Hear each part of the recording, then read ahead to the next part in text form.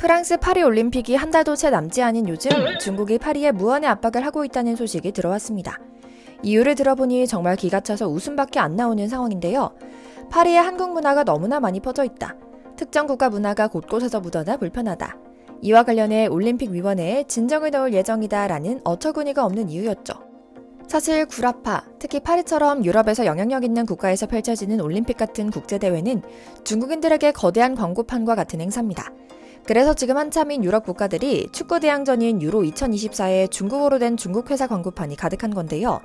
이런 노력의 연장선상에서 파리 곳곳에 한국 문화가 스며들어 있는 모습을 보는 것이 중국인들 입장에는 안 이꾸었던 것 같습니다. 하긴 돌이켜보면 그렇긴 할 겁니다. 최근 뉴스를 종합해보면 파리는 그야말로 한국 잔치판이거든요. 대학에는 한국어학과가 외국어학과 중 가장 많은 학생을 가르치고 있는 것은 물론이고 파리 시청에서는 시장 주도하에 김장 체험 행사를 하기도 하고요. 파리 내 시민공원 하나는 통째로 한국식 정원을 꾸며두기도 했죠. 뿐만 아닙니다. 이제는 파리 시민들의 식생활 깊숙이 침투한 한국 문화도 있습니다. 다름 아닌 한국식 카페인데요. 커피와 빵을 즐기는 독특한 문화가 있고 자국의 문화에 대한 자부심으로 똘똘 뭉친 프랑스에서 한국식 카페 문화를 받아들이고 성업 중이라는 것도 정말 놀라운 일이죠. 그러니 중국 공산당 정부에서 배가 너무 아픈 겁니다. 시진핑 주석에게 보여줄 면도 살지 않고요. 오늘은 올림픽을 앞둔 프랑스 곳곳에 침투한 한국 문화의 모습 이모저모를 전해드리려고 합니다. 흥미로운 내용들이 많으니 한번 쭉 들어주시길 부탁드려요. 잠시 저희 광화문 브리핑 채널 구독 설정도 부탁드리고요. 지금껏 프랑스는 아시아 문화 하면 일본 혹은 중국을 떠올렸다고 합니다. 프랑스를 탓할 수는 없을 겁니다. 다른 서양 국가들도 비슷했거든요. 특히 프랑스는 일본 문화를 좋아하다 보니 그 분위기는 더 심했죠. 그런데 최근 분위기가 심상치 않습니다. 프랑스에서는 오랜 세월 사랑을 받았던 일본풍 정원을 찾는 사람들이 사라지고 한국식 정원을 찾고 조성하는 사람들이 폭발적으로 증가했다고 하는데요. 전 세계적으로 한류가 난리인 건 알지만 정원과 조경 분야에까지 한류라니 사실 조금 생소합니다. 현재 남녀노소 불구하고 한국식 정원으로 꾸미려고 안달이 났고 한국식 정원으로 꾸밀 수 있는 디자이너가 없어서 한국에서 섭외한 디자이너가 출장을 가야 할 정도로 센세이션을 불러일으켰다고 하는데요. 여러분도 모두 잘 알고 계시는 프랑스 대표 화가인 모네는 일본식 정원을 사랑한 화가 중 한 명입니다. 만약 그에게 지베르니 정원이 없었다면 오늘날까지도 수많은 이들에게 사랑을 받는 그의 작품이 탄생하지 못했을지도 모릅니다. 모네의 수련은 파리 근교의 작은 마을 지베르니에 있는 그의 집에서 완성됐으니까요. 모네는 43년간 지베르니에 거주하며 수련 연작을 비롯한 여러 작품을 그렸으며 평생 꽃이 만발한 정원을 가꾸며 살았는데요. 그의 정원을 자세히 살펴보면 수련이 만발한 연못 위로 지어진 작은 녹색 다리, 작약과 대나무 등 일본 정원의 요소를 찾아볼 수 있습니다. 당시 프랑스의 인상파 화가들은 일본의 판화를 비롯해 일본 정원과 문화에 매료돼 이를 작품에 담았다고 하는데요. 모네도 그중 하나였던 셈이죠. 하지만 이제 이런 흐름은 100여 년 전에나 유행했던 과거의 유산으로 남았습니다. 프랑스 파리에 있는 서울공원, 낭트에 만들어진 순천동산에 이어 한국을 테마로 한 세 번째 야외공원이 프랑스 동부의 소도시 롱스시에 탄생했습니다. 800제곱미터의 규모의 이 정원은 세계 5대 연안 습지 가운데 하나인 순천만의 지형과 아름다움을 형상화한 곳으로 가든 디자이너 황지혜 씨가 디자인했다고 하고요. 그리고 너무 한국 전통적이지도 않고 지나치게 현대적이지도 않은 한국 정원의 모습은 프랑스인들의 마음을 순식간에 사로잡았습니다. 시장은 황지혜 작가의 자연스러운 디자인에 매료됐다면서 어머니의 손바느질은 한국적 미를 담고 있으면서도 현대적인 콘셉트의 정원이다라고 극찬하기도 했죠. 뿐만 아닙니다.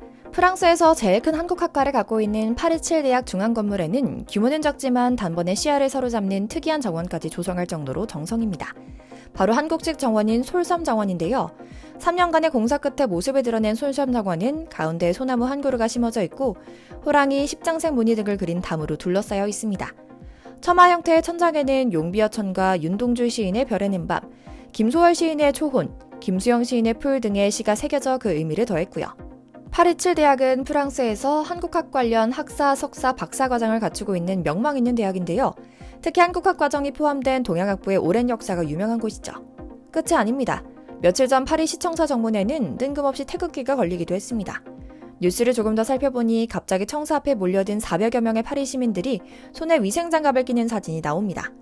20대의 젊은 청년은 물론이고 70대 할머니까지 많은 인파가 한 곳에 몰렸던 겁니다. 사실 저도 눈으로 보고도 믿기지 않았던 모습이긴 했는데요. 여러분은 프랑스 파리에서 김치를 만들어보고 싶어 모인 인원이 몇백 명이나 된다는 사실이 믿어지시나요? 행사 시작을 알리자마자 김치 공장을 방불케 하는 광경이 펼쳐졌는데요. 테이블에 놓인 절인 배추에 야채와 양념을 섞어 버무리는 프랑스인의 얼굴은 놀랍게도 진지합니다.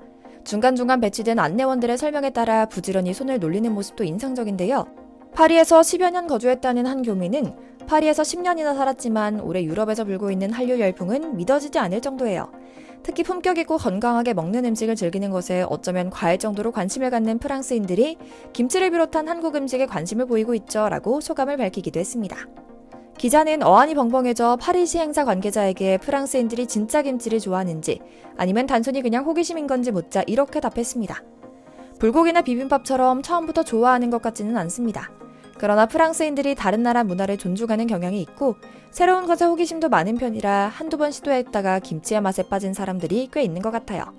익은 김치보다는 샐러드 느낌이 나는 익지 않은 김치를 선호하는 프랑스인이 많고 익은 김치를 활용해 김치전이나 볶음밥을 만들어 먹는 고수들도 주변에서 나타나기 시작했습니다.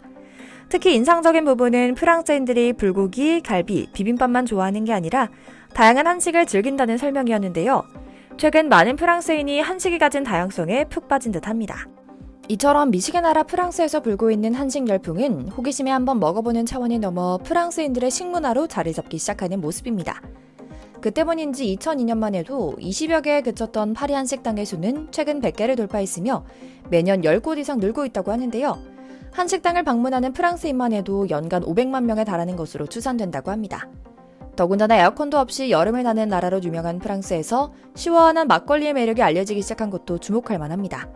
실제로 주말에 파리에서 가장 유명한 한식당인 백세주 마을에 가보면 동양인보다는 프랑스 현지인이 더 많다고 하는데요. 젊은이들 사이에서 주말 저녁 식사는 한식당에서 하는 것이 가장 트렌디한 것으로 여겨지고 있기 때문이죠. 이렇다 보니 한국의 백반집처럼 다양한 반찬을 내놓으며 전통적인 한식을 선보이던 한식당들도 젊은 세대의 눈높이에 맞춰 컨셉을 차별화하는 데 주력하고 있다고 합니다.